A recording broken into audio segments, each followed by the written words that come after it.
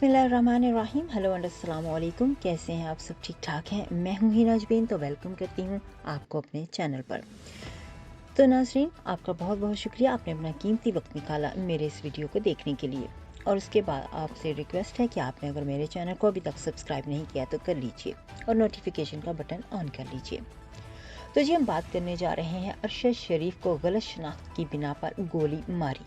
तो ये एक केनियन अखबार है, उसने इस बात के बारे में कहा है कि अरशद शरीफ को गलत शनाख्त की बिना पर गोली मारी गई। तो उसकी डिटेल जो है वो आज मैं आपको बताने जा रही हूँ। द स्टार केनिया का एक मारूफ अखबार है और ये रेडियो अफ्रीका ग्रुप की मलकियत है। रेडियो अफ्रीका ग्रुप की केनिया भर में 6 रेडियो स्टेशन और एक टीवी स्टेशन और एक अखबार है। तो जी, मंडे के दिन यानी कि आज के दिन केनिया के दारुल हुकूमत नैरोबी से शाया होने वाले एक अखबार द स्टार के मुताबिक मग्गादी हाईवे पर इतवार की रात अरशद शरीफ को पुलिस ने इस वक्त सर में गोली मारकर कत्ल कर दिया जब उन्होंने और उनके ड्राइवर ने मुबैना तौर पर एक पुलिस नाके की खिलाफ वर्जी की थी। पुलिस ने कहा केनिया के अखबार को बताया कि अरशद शरीफ मग्गादी कस्बे से नैरोबी जा रहे थे जब पुलिस अफसरान के एक ग्रुप की निगरानी में एक पुलिस नाके पर उन्हें रोका गया। तो मग्गादी की जो नैरोबी से फासला था वो 113 किलोमीटर का है। पुलिस हेडक्वार्टर ने अखबार को बताया कि ये केस इंडिपेंडेंट पुलिसिंग और ओवरसाइट अथॉरिटी को सौंप दिया गया है। पुलिस ओवरसाइट अथॉरिटी की चेयरमैन एन मकवरी का कहना है कि पाकिस्तानी सहाफ़ी अरशद शरीफ के कत्ल के बाद उसकी तहकीकात के लिए एक रैपिड रिस्पांस टीम रवाना कर दी गई है। हम केनिया की आवाम को अपनी जिम्मेदारी अदा करने का यकीन दिलाते हैं। एक सीनियर पुलिस अफसर ने अखबार को फायरिंग की तस्दीक की है और मजीद कहा है कि बाद में एक जामिया बयान जारी किया जाएगा।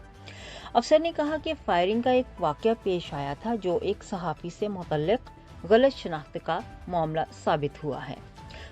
तो जी तो उन्होंने फिर बाद में मजीद मालूमात की जो थी वो जारी कर दी थी। पुलिस के मुताबिक नैरोबी के इलाके पंगाली में एक बच्चे को यरगमाल बनाने के वाक़े के बाद रोड ब्लॉक पर पुलिस को एक ऐसी ही कार को रोकने के लिए कॉल की गई थी जिसमें अरशद जो शरीफ था वो सवार थे। चंद मिनट बाद अरशद शरीफ की गाड़ी नाके पर पहुंची और उन्हें रोककर अपनी शनाख्त बताने को कहा गया और वो मुबैना तौर पर रुके बगैर नाके से गुजर गए। इसकी वजह से मुख्तसर ताक़िब और फायरिंग का वाक़या पेश आया जिसमें अरशद शरीफ की मौत वाक़या हो गई। उनकी कार उलट गई और ड्राइवर जख्मी हो गया जिसको हॉस्पिटल ले जाया गया।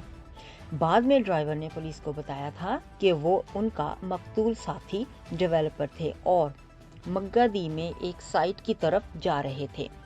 द स्टार केनिया का एक मारूफ अखबार है और ये रेडियो अफ्रीका ग्रुप की मलकियत है। रेडियो अफ्रीका ग्रुप के केनिया भर में 6 रेडियो स्टेशन और एक टीवी स्टेशन और एक अखबार है जो कि है द स्टार। इस हवाले से नैरोबी में मौजूद पाकिस्तानी सफारत खाना केनियन हुक्काम से राब्ते में है, ताहम उनकी तरफ से ताहाल कोई बाज़ाब्ता तफसीलात जारी नहीं की गई थी। द स्टार अखबार से ही मुंसलिक सहाफ़ी अलीयूद कैबी ने इस मामले पर सवाल उठाते हुए कहा कि अरशद नैरोबी में क्यों थे, वो मग्गादी क्यों गए थे, वहाँ किसने उनकी मेज़बानी की और वहाँ कहाँ रुके। उनके ड्राइवर ने पुलिस के मुताबिक रोड ब्लॉक करने पर गाड़ी को क्यों नहीं रोका, पुलिस ने गोली चलाई। तो इतने सारे सवालात जो थे वो सामने आए तो उन्होंने वो सारे सवाल पूछने की कोशिश की है। तो जी, ये तो थी आज तक यानी कि सुबह की आज की खबर। तो जिसके बाद अरशद शरीफ की अहलिया ने बताया कि दुबई में उनका वीज़ा ख़त्म हो गया था और पाकिस्तान वो धमकियों की वजह से आ नहीं सकते थे, लिहाजा उन्होंने अफ्रीकी मुल्क का इंतखाब किया। अरशद शरीफ के अहले खाना इस वक्त शदीद सदमे में थे। उनके घर में अफसोस करने वालों के बहुत ज़्यादा लोग आ रहे थे। अरशद शरीफ की अहलिया जवेरिया सदीक ने बताया कि मेरे अरशद सदीक से आखिरी बात जो थी वो इतवार की रात 10 बजे हुई थी। उसके बाद मैसेज करने पर भी उनके जवाब नहीं आए। उन्होंने कहा कि मैंने सोचा कि वो काम में मसरूफ़ होंगे। कुछ देर बाद उनका नंबर भी बंद हो गया। लेकिन रात 2 बजे नैरोबी में उनके दोस्त की कॉल आई कि उनका एक्सीडेंट हो गया है। फिर कुछ देर बाद बताया गया कि सर पर गोली लगी है और वो कत्ल कर दिए गए हैं। सदमे से दो चार उनकी अहलिया हिम्मत की तस्वीर बनी बैठी थी। वो बता रही थी कि पिछले 6 माह से अरशद को धमकियां मिल रही थी, जिसकी वजह से उन्होंने मुल्क छोड़ने का फैसला किया। और जब अरशद से कहा कि आप असाइलम इनके सियासी पनाह के लिए दरख्वास्त दें, तो उन्होंने कहा कि मेरा मुल्क पाकिस्तान है, मेरा जीना मरना वहीं पे है। उन्होंने कहा कि वो कुछ दिन तक पाकिस्तान आ जाएंगे। अहलिया ने कहा कि वो वापस आ तो रहे हैं, लेकिन कफन में।